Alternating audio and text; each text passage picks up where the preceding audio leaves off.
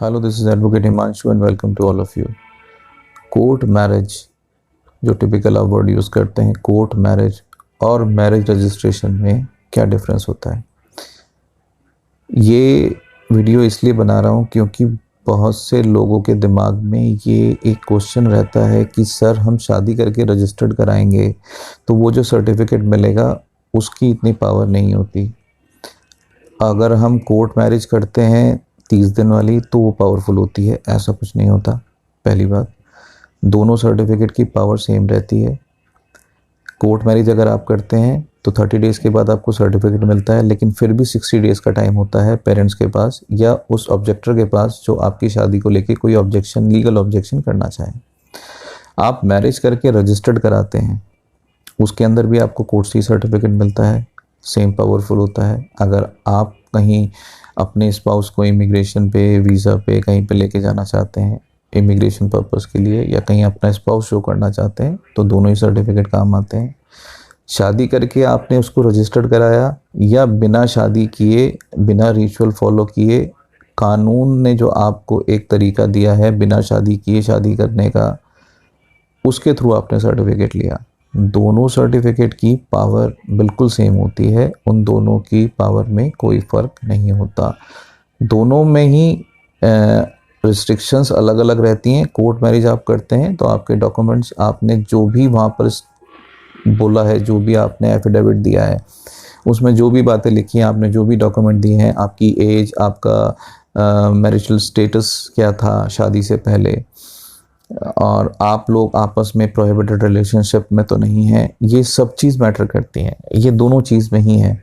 आपने अगर कोई भी डिटेल गलत दी है, चाहे वो आप कोर्ट मैरिज करें या मैरिज करके उसको रजिस्टर करवाएं,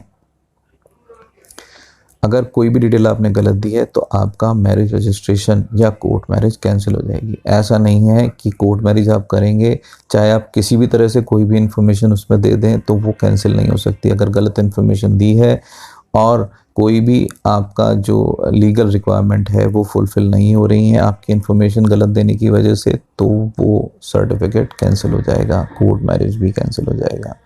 फर्स्ट इंस्टेंस से वो कोर्ट मैरिज कैंसिल है। जैसे ही ये बात पता चलती है कि आपने ये इन्फॉर्मेशन गलत दी, किसी ने भी ऑब्जेक्शन लिया, आपका मैरिज कैंसिल है।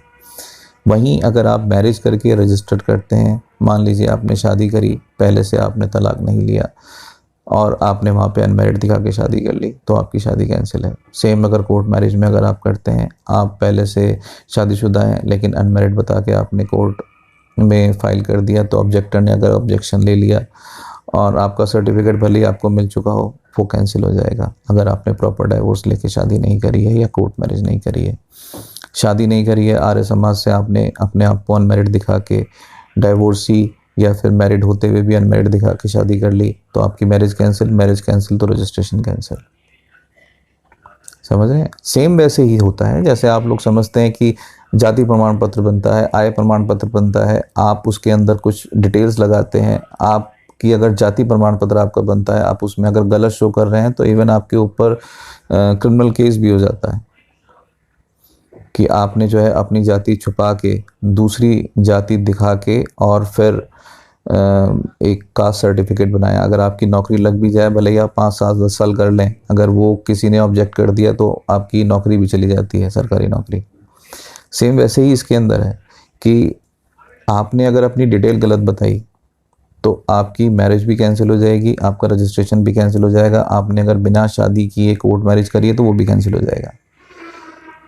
तो दोनों के अंदर सब कुछ सेम ही रहता है, दोनों का जो सर्टिफिकेट मिलता है उनकी पावर भी सेम रहती है। कोर्ट मैरिज में सर्टिफिकेट मिला, वो भी आप इमिग्रेशन में यूज़ कर सकते हैं। जैसे कोई बाहर का है, उसने इंडिया में किसी से शादी करी और वो उनको लेके जाना चाहते हैं, तो वो रजिस्ट्रेशन सर्टिफिकेट मांगते हैं या कोर्ट मैरिज सर्टिफिकेट मांगते हैं। दोनों में से कुछ भी आप दें उनको चलता है। तो उसमें भी, इमिग्रेशन में भी कोर्ट मैरिज का सर्टिफिकेट भी चलता है, उनमें अगर मैरिज रजिस्ट्रेशन का सर्टिफिकेट दें वो भी उसके अंदर चलता है।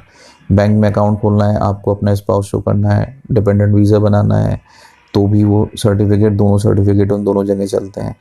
तो ये चीज़ दिमाग से बिल्कुल निकाल दें। हाँ, एक चीज़ बिल्कुल ध्यान रखें, जैसे कोर्ट मैरिज हो या मैरिज रजिस्ट्रेशन हो, जो भी आप करें प्रोसीजर एज पर लॉ जो प्रोसीजर है उसको फॉलो करते हुए करें। आर्य समाज से शादी करके रजिस्टर कराते हैं तो इस चीज़ का ध्यान रखें कि जो आर्य समाज है वो रजिस्टर्ड होना चाहिए, क्योंकि जब शादी करके आप उसको रजिस्टर्ड कराते हैं तो उसमें मेन बात जो होती है वो होती है आपकी शादी। अगर शादी के सर्टिफिकेट में कोई गड़बड़ हुई, कोई इन्फॉर्मेशन गलत दी गई, कोई डॉक्यूमेंट में एज उम्र के साथ छेड़छाड़ की गई, या शादी होते हुए आपको अनमैरिड दिखा के शादी करा दी गई, या आप लोग आपस में प्रोहिबिटेड रिलेशनशिप में हैं वो ना बताते हुए उसके अंदर शादी करा दी गई, तो वो मैरिज भी कैंसिल हो जाती है। और दूसरी सबसे बड़ी बात कि जिस संस्था से आप शादी करते हैं उस संस्था का रजिस्टर्ड होना ज़रूरी होता है। रजिस्टर्ड होना इसलिए ज़रूरी होता है कि नहीं तो कोई भी कहीं पर भी शादी करा के एक पेपर पे बना के दे दे तो उसे गवर्नमेंट नहीं मानती। रजिस्टर्ड का मतलब कि उन्होंने सरकार के पास रजिस्टर्ड कराया हो कि हम अपनी संस्था के द्वारा दूसरों को शादी करा के उनका सर्टिफिकेट देंगे। वो कुछ आर्य समाज भी होते हैं, कुछ ट्रस्ट भी होते हैं जो रजिस्टर्ड होते हैं इस काम के लिए, उनके पास एक रजिस्ट्रेशन नंबर होता है, आप वहाँ से कराएं। वो पूरा रिकॉर्ड मेंटेन करते हैं, अपना रजिस्टर भी रखते हैं, शादी की आपकी फ़ोटोग्राफ्स भी रखेंगे, सारी जो भी उनकी रिक्वायरमेंट है, आपके डॉक्यूमेंट्स हैं, एक फॉर्म फिलअप करके रखेंगे, आपकी स्टेटमेंट लेके रखेंगे। ये सारी चीज़ें उनके पास अगर होती हैं तो वो बिल्कुल वैलिड होती है। बल्कि जो आप मैरिज करके उसको रजिस्टर्ड करते हैं उसके अंदर जो आपकी शादी होती है वो as per Hindu marriage act होती है। मतलब कि आपकी शादी तो हो चुकी, यहाँ तो आपको बल्कि मैरिज करके रजिस्ट्रेशन करने में डबल सर्टिफिकेट मिलते हैं। जब आप कोर्ट मैरिज करते हैं तो आपको सिंगल सर्टिफिकेट मिलता है, और यहाँ पर आपको 2 सर्टिफिकेट मिलते हैं, एक शादी का as per Hindu marriage act और एक as per registration act, marriage registration act, आपको रजिस्ट्रेशन सर्टिफिकेट मिलता है। तो यहाँ पर आपको 2 चीज़ें मिलती हैं, बशर्ते कि जो आपने शादी करी है वो शादी जैसे मैंने बताया उस तरह से अपनी सारी लीगल रिक्वायरमेंट्स जो हैं वो पूरी करती हूँ। तो कृपया करके जो भी आपकी डिटेल्स हैं कभी वो ना छुपाएं, और शॉर्टकट ढूंढने का तरीका ना खोजने की कोशिश करें कि हम किसी तरह शॉर्टकट से ये काम कर लें, क्योंकि वही बात होती है कि एक झूठ को छुपाने के लिए आपको आगे 100 झूठ बोलने पड़ेंगे, और कहीं ना कहीं जब वो झूठ पकड़ा जाएगा, क्योंकि ये लाइफ टाइम की बात है, ये सर्टिफिकेट आपके पास ज़िंदगी भर रहेगा। इस शादी के बाद आपका परिवार भी बढ़ेगा, बच्चे भी होंगे, आपकी फॉर्मेलिटीज़ भी बढ़ेंगी, और जब इस झूठ को छुपाने के लिए आपने और इतने सारे झूठ बोले होंगे तो खुद सोच के देखिए, जब इन फ्यूचर कभी कुछ सालों के बाद भी हो सकता है इमीडिएट बेसिस पे आपकी शादी कैंसिल हो जाए अगर आपने कहीं झूठ बोल के शादी करी। अगर कुछ सालों के बाद ये चीज़ सामने आई तो आपके साथ गड़बड़ हो सकती है, आपकी शादी रजिस्ट्रेशन कैंसिल हो गई, आप लोग फिर वहीं पर आ गए घूम फिर के जहां आप कुछ साल पहले या कुछ दिन पहले थे। तो इस चीज़ को हमेशा ध्यान रखें, लीगल तरीके से करें, प्रोसीजर को फॉलो करें। अगर आपको कोई सलाह लेनी है तो अपॉइंटमेंट लेके आप कॉल भी कर सकते हैं, मैरिज करनी है तो भी कर सकते हैं, किसी एडवोकेट से सलाह लें, उनकी सलाह मानें और उस सलाह के बिहाफ पे ही आप शादी करें, कहीं किसी एजेंट के चक्कर में पड़ के शादी ना करें। Thank you so much for watching this video.